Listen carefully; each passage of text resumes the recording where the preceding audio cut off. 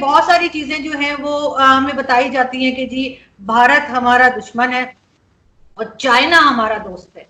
तो ना तो मुझे इंडिया हमारा दुश्मन लगता है और ना मुझे चाइना दोस्त लगता है, इसलिए कि ये सब चीजें जो है वो एक उस पर चलती हैं कि आपको किसी से कोई काम है, चाइना को हमसे काम है तो चाइना हमारा दोस्त है। तो सबसे पहले आप मुझे बताइए कि क्यों आप नाराज हैं इतना पाकिस्तान से? अल्लाह ना करे कि मैं कभी अपने पाकिस्तान से नाराज हूं। मैं वो पाकिस्तानी हूं जिसने कल रिपब्लिक टीवी पे बैठ के पाकिस्तान जिंदाबाद का नारा लगाया।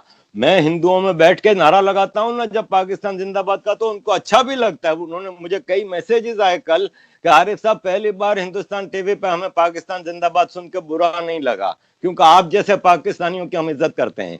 बात दरअसल ये है कि सबसे पहले तो हमें उनको गैर समझना बंद करना होगा। जो हमें बचपन से पट्टी पढ़ाई गई है कि हिंदू आपका दुश्मन और इंडिया आपका दुश्मन, उसको रिविजिट करना होगा और हमें देखना होगा कि हमारी तो जड़ें उधर हैं।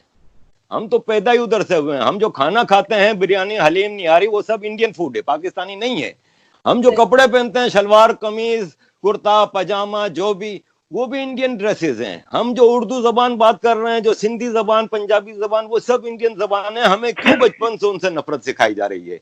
फिर कहते हैं जी इसलिए कि इंडिया दुश्मन है। अरे साबित तो करें कि वो कब दुश्मन है इंडिया।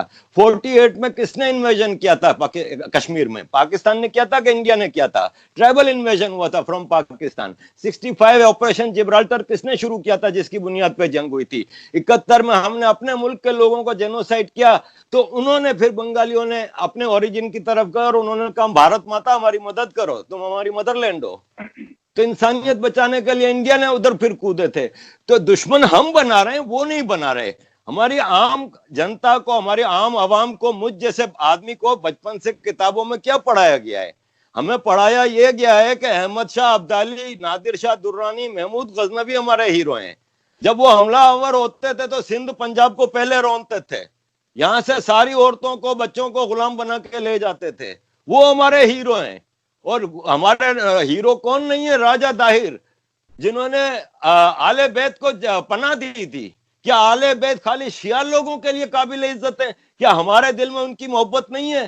राजा दाहिर ने, हिस्ट्री ने साबित किया है कि उसको पनाह दी थी, लेकिन हमें सिखाया जाता है कि वो काबिल नफरत है। और वो मोहम्मद बिन कासिम, जिसने हमारी माओ बहनों को गुलाम बना के बगदाद तक लेके गया था, वो हमारा हीरो है। ये गलत तारीख हमें पढ़ाई जाती है। अब इसका एहतजाज, आपने कहा कि मैं घर की बात बाहर क्यों लेके गया, तो आप मुझे बताएं कि घर में रह के अहमद वकास गोराया, सलमान हैदर, कितनी मिसालें दूं जिन्होंने आवाज उठाई, उनके साथ क्या हुआ?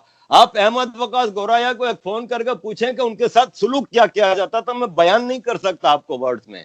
जब जिनीवा में हमारी मुलाकात हुई थी तो उन्होंने जब बताया कि किस तरह पहले कपड़े उतार दिए जाते थे, फिर जिसकी मर्जी आती थी डंडा लेके आता था, मारना शुरू कर देता था, खाना नहीं देते थे।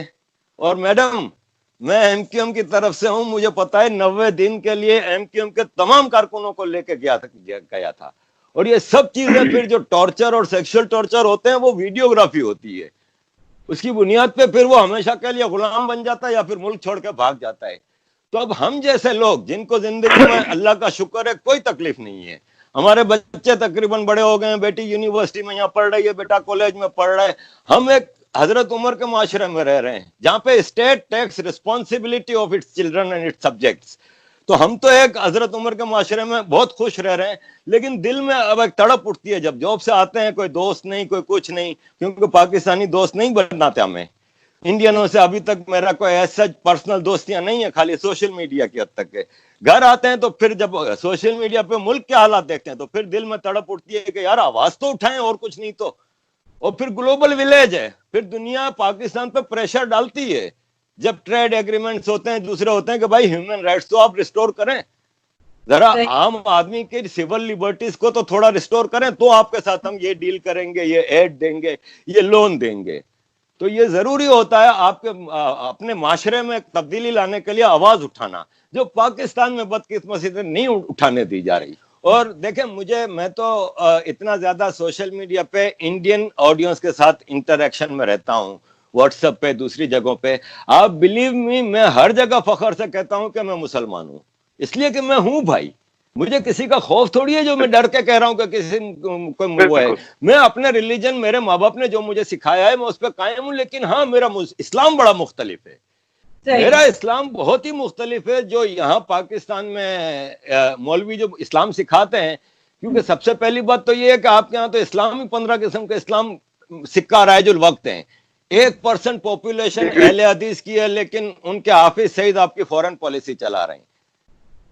10% या 15% या 20% होंगे तो देवबंदी होंगे, वहाबी होंगे या एक्सट्रीम फैक्शन के होंगे, वो आपकी अफगानिस्तान पॉलिसी चला रहे हैं, वो आपकी अमेरिका के साथ पॉलिसी चला रहे हैं। अरे क्या हो रहा है? मैं कह रहा हूं कि फखर भाई ने 100% सही बात की कि आपको अहमद वकास गोरया बहुत ही तल्ख हो गए हैं, इसलिए कि मैं जानता हूं ना, उनकी बेगम जब जिनीवा आई थी तो मैं वो केस लड़ने के लिए कि मेरे शौहर को उठा के ले गए, मैं तब से उनसे वाकिफ हूं। फिर मेरी उनसे मुलाकातें हुई, मुझे पता है उनके साथ क्या हुआ है, उनकी फैमिलीज के साथ क्या हुआ है, उनके माँ बाप, उनके ससुर वगैरह के ऊपर भी केस हुए हैं, बहुत कुछ हुआ है। तो उनकी तलखी बहुत ज्यादा है, लेकिन डोंट टच रिलीजन। आप आर्मी को गाली देते हैं, कितनी भी गंदी गाली देते हैं, मुझे बुरा नहीं लगता क्योंकि वो है इस काबिल। लेकिन आप मजहब को गाली देख के आप कम से कम 1 अरब आदमी का दिल दुखा रहे हैं, दैट्स नॉट फेयर।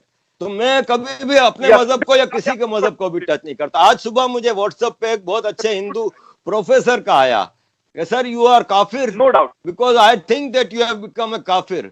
मैंने कहा कि who are you to ask me? मैंने कहा there is only one power who can ask me this and I will reply to that person, that power. तो मैं अपने मजहब पे, अपने मुल्क पे कभी शर्मिंदा नहीं हुआ। मैं शर्मिंदा हूं हमारे रूलर्स पे जिन्होंने मुल्ला मिलिट्री अलायंस ने इस मुल्क और इस मजहब का बेड़ा गर्क करके रख दिया है। बिल्कुल सही। सर एक चीज मुझे बताइए कि अभी रिसेंटली, बल्कि कल हमने, मैं भी थी उसमें, इंडियन शो भी हमने जो ज्वाइन किया था, शाहिद आफरीदी से क्यों नाराज हैं आप? देखें, शाहिद आफरीदी से मैं कई वजूहत से नाराज हूं, जिसमें एक तो क्रिकेट पाकिस्तानी की तरह मेरा मतलब जज्बा, मेरे को मतलब जुनून की हद तक है।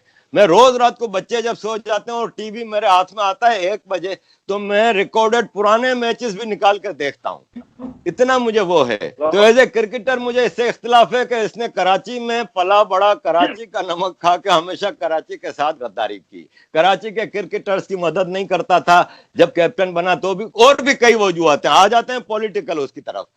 भाई इनका कजन पकड़ा जाता है, मारा जाता है इंडिया में पुलिस एनकाउंटर में, क्योंकि वो वहां पे कश्मीर पे उसमें जिहाद कर रहा था, बकौल पाकिस्तान के टेररिज्म कर रहा था, जो इंटरनेशनल लैंग्वेज में कहा जाता है। शाहिद आफरीदी का कजन, शाहिद आफरीदी की खुद तकरीर रिकॉर्ड पे मौजूद है कि मेरे दादा उन कबाइलियों में शामिल थे जो जिन्होंने कश्मीर में 1948 में हमला किया था। आपको चाहिए तो मैं वो किताब भेजता हूं जिसमें बताया गया है कि वहां से 35 बसों में भर के कश्मीरी खवातीन, ज्यादातर मुसलमान, को गुलाम बना के ये कबाइली वजीरिस्तान लेके आए थे। मैं नहीं कह रहा, आप हिस्ट्री एक्सप्लोर कर सकती हैं। उसमें फखर से शाहिद आफरीदी कहता है कि मेरे दादा उनमें शामिल थे। वहां पे कोई ट्राइबल्स ने खिदमत नहीं की थी कश्मीरियों की।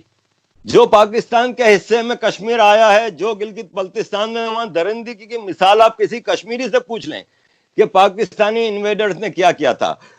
नंबर 1 सबसे बड़ी सब मुनाफिक आदमी की बात यह है कि जब तुम कश्मीर के इतने बड़े हमदर्द थे तो तुम 2007, 2008 और 2009 में, 2008 तक 2 साल तुम आईपीएल क्यों खेलते रहे? तब वहां पे जाके क्यों, रिकॉर्ड पे मौजूद है कि इंडियन क्रिकेटर लक्ष्मण को इसने समझाया, क्योंकि जब आईपीएल की बोली लगती है, नीलामी होती है, तो जो टीमें होती हैं पहले से डिसाइड कर लेती हैं कि कुछ प्लेयर्स को कर लेते हैं कि यार इसको नहीं लेंगे यार, या कोई मसला होता है ना पॉलिटिकल, जैसे कि अजहर महमूद है पाकिस्तानी है यार, छोड़ो छोड़ो छोड़ो, भले ना ब्रिटिश है तो क्या हुआ, इस तरह करके होता है। तो लक्ष्मण से इसने लॉबिंग कराई थी अपने लिए कि यार मुझे भी कोई ले लेना, वरना शाहिद अफरीदी से कोई प्यार व्यार नहीं करता इंडिया वगैरह में। तो मुझे इनसे ये है। फिर सबसे बड़ी बात, आप देखें महेंद्र सिंह धोनी एक्टिव आर्मी का पोस्ट होल्डर है, वो मैचेस में, इंटरनेशनल मैचेस में अपने कपड़े पे इंडियन आर्मी के लोगों को, कभी इसने ये इस तरह की बात की? वहां पे तुम जाते हो मुजफ्फराबाद में आटा बांटने, चैरिटी करने, वहां पे खड़े होकर तुम मोदी को गाली दे रहे हो, वहां पे तुम्हारे साथ जो आर्मी के ऑफिसर खड़े थे वो गाली दें तो समझ में भी आता है। तुम पाकिस्तान के एम्बेसडर हो, तुम वहां हिंदू बनियो, तुम ये तुम वो, किसको कह रहे हो भाई? जब हम हिंदू बनिए को गाली देते हैं तो भूल जाते हैं कि मिलियंस ऑफ हिंदू और पाकिस्तानीज ऑल्सो। लेकिन हम मजे से कह देते हैं, लेकिन हमारे मजहब को कोई वो जरा टच भी कर दे तो हमारे जज्बात मजरू हो जाते हैं। क्या हिंदुओं के जज्बात नहीं होते क्या? ये हमने कभी नहीं सोचा। तो शाहिद आफरीदी की मुनाफकत से मुझे मसला है और किसी चीज से नहीं।